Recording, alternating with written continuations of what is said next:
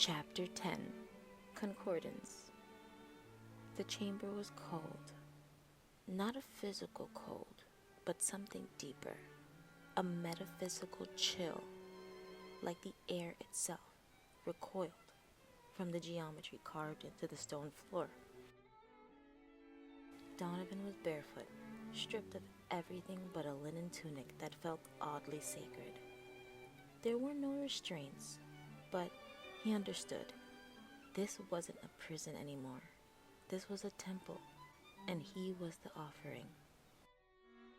The walls glowed faintly with shifting sigils, lines within lines forming and dissolving too quickly for the eyes to track. Triangles folding into cubes, cubes flattening into stars.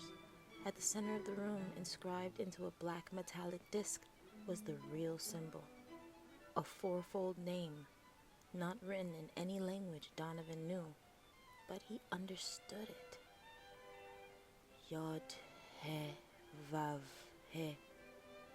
The Tetragrammaton, or rather, their version of it, stripped of holiness, repurposed in a binding mechanism, a seal, a computational cipher written in the bones of belief.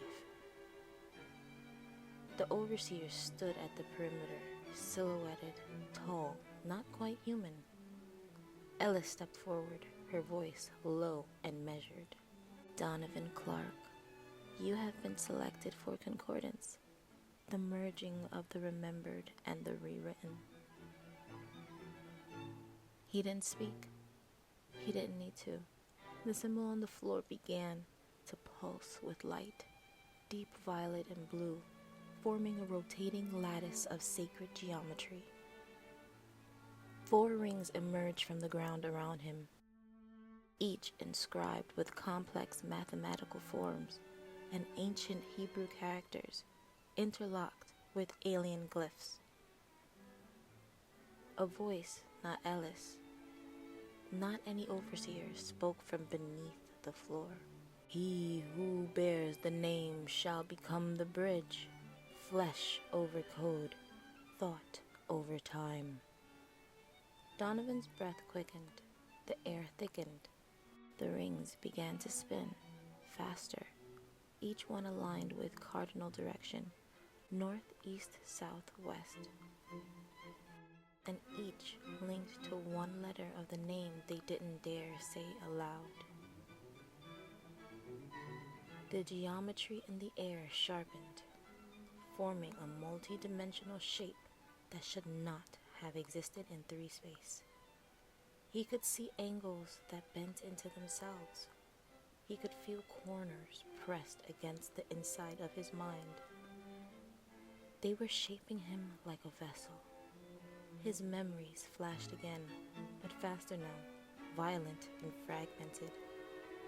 His first kiss, a beating, a dream of drowning, a memory that wasn't his, floating in orbit above a dead star, feeling time grind to a halt. Then the final voice, clearer, deeper, resonant like a cathedral bell. Name yourself, or be named. Donavan opened his mouth. He didn't know what he would say, but a name came out anyway. Donavan. The ring slammed into alignment. The sigils burst with light, and then silence. He awoke in darkness, floating. He couldn't feel his body, couldn't hear. He saw patterns, geometry all around him, vast and ancient, webs of thoughts woven through time, and voices, thousands of them, whispering one word in unison: witness.